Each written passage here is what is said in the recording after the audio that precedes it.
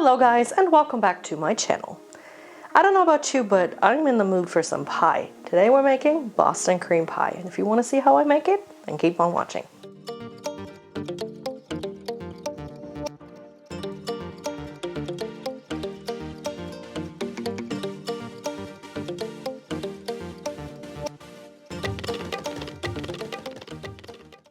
And here are the ingredients. You're gonna need butter, baking powder and salt, flour, milk and heavy cream, vanilla, eggs, some dark chocolate, and some sugar.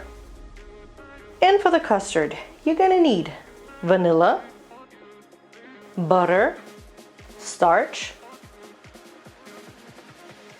sugar, egg yolks, and some milk. Alright, we are starting with our dry ingredients, and for that I'm mixing my flour with the baking powder and salt. So if you've been following me for a while and have watched other baking videos, you know that I'm always doing this first. This is for an even distribution of our ingredients. Next we're going to add our eggs to a large bowl. So if you've seen the thumbnail and then read the title of this video, you're probably thinking, girl, this ain't a pie. This is a cake. Yes, but this pie got its name when cakes and pies were cooked in the same pans and the words were used interchangeably.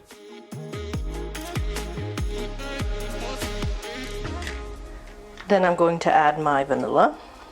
It has been created in 1856 by a French chef at the Parker House Hotel in Boston. The cake consisted of 2 layers of French butter sponge cake filled with a thick custard and brushed with a rum syrup. Its side was coated with the same custard overlaid with toasted slices of almonds and the top coated with chocolate fondant. Now I'm taking my electric mixer, and then I'm gradually adding my sugar while I'm mixing it. You want to mix it until it is really light and creamy. You will also notice a change of color going from a bright orange because of the egg yolks to a light pastel yellow. Did you know that a Boston cream pie is the official dessert of Massachusetts, declared as such on December 12, 1996? Now I'm going to add my butter to the milk and put it in my microwave for a few seconds until the butter has melted. Obviously, if you don't own a microwave, just go ahead and heat it up in a small pot on your stove. Next, we're going to add our flour to the egg mixture. By the way, what is your favorite pie? Let me know in the comments down below. Also, if you're wondering how much to use of what, check out the info box where I'm posting all of the ingredients and exact measurements. When your flour is well incorporated, you want to add your milk and butter mixture. And while I'm mixing my cake batter, make sure to subscribe to my channel so you won't miss out on any of my future recipes. Trust me, they're gonna be delicious. Now it's time to preheat your oven to 180 degrees Celsius or 350 Fahrenheit. Then take a springform pan and pour your batter right in. We want to bake that for about 30 to 35 minutes. To check if the cake is ready, you can use a toothpick. Use it and poke a hole right in the middle, and if it comes out clean with no cake batter, the cake is good to go. Then take your cake out of the oven and let it cool down completely before cutting it in half. I usually let mine sit for about 20 to 30 minutes and then I'm removing the ring and let it cool down completely. Alright, next up is the custard, and for that I am heating up my milk in a pot. Please make sure to use whole milk for this custard. Then I'm going to mix my egg yolk, starch, sugar, and vanilla in a separate bowl. There are 2 very popular variations of a Boston cream pie, and that is first a Boston cream donut, which is a donut filled with vanilla custard and topped with icing made of chocolate, and a Taiwanese version of the Boston cream pie with chiffon cake, but it does not include chocolate. I personally have never seen the Taiwanese version of it, but I do like the donuts. They are incredible, and the reason why I actually know of this pie. When you're done mixing, the starch should have absorbed all of the liquids from the egg yolks and have a mustard-like color.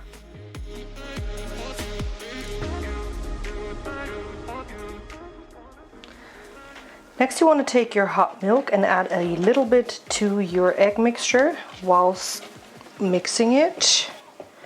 If you don't mix it, you're going to end up with scrambled eggs. This whole process is called tempering. You also do this with chocolate, and I'm pretty sure most people have heard of tempering because of chocolate, but you're also doing this with eggs, especially like when you do custards or like spaghetti carbonara, where you also use raw eggs and use the tempering technique to prevent it from being scrambled eggs.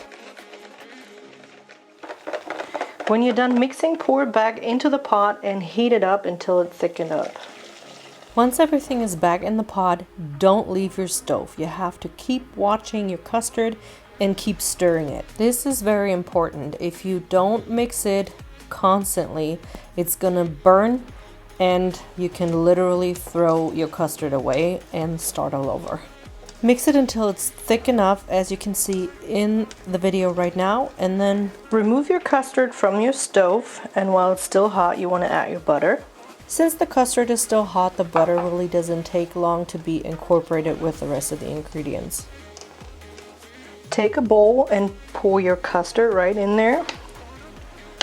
It needs to cool down. I am using a bowl that is the size of my springform pan. That way, when the custard has cooled down, it will stay in the shape that I need for my Boston cream pie. I can easily transfer this to the bottom of my cake and don't make a mess. Next, you want to take some saran wrap, take a piece and place it on top of your custard to prevent it from getting a skin. Okay, so this might be very controversial, I know this, but are you team skin or team no skin? Because I am team skin, I'm sorry, and I know this might be disgusting, but I love it. So go to the comment section and type in team no skin or team skin, depending on what your personal opinion is.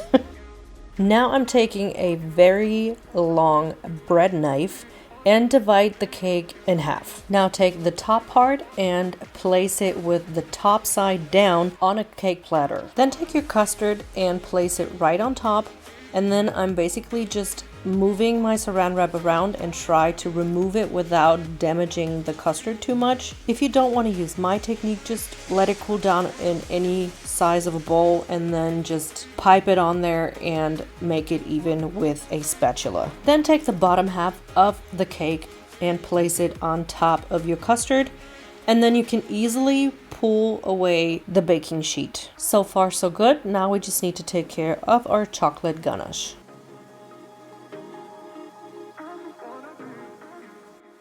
We are now making our ganache, and for that I'm adding my heavy cream to the bowl with the chocolate, and then I'm putting it in my microwave for a few seconds. Take it out, mix it, put it back until the chocolate has melted completely. Again, if you do not have a microwave, there is an alternative way of doing it. Place a pot with some water on your stove and then pick a bowl that fits right on top of your pot. Put the chocolate in there and the heavy cream and let it steam until the chocolate has melted, and you also want to stir it in between. When your ganache is ready, pour it on top of your cake and then move your chocolate around with a spatula. Some people just like the chocolate to be on top. I like it to be everywhere around the cake. Put your cake in your fridge for about 30 to 40 minutes and then you're ready to serve. And here it is, my incredible Boston cream pie. If you've liked this video, please smash a huge thumbs up and don't forget to subscribe to my channel. Thank you for watching and see you in the next one. Bye!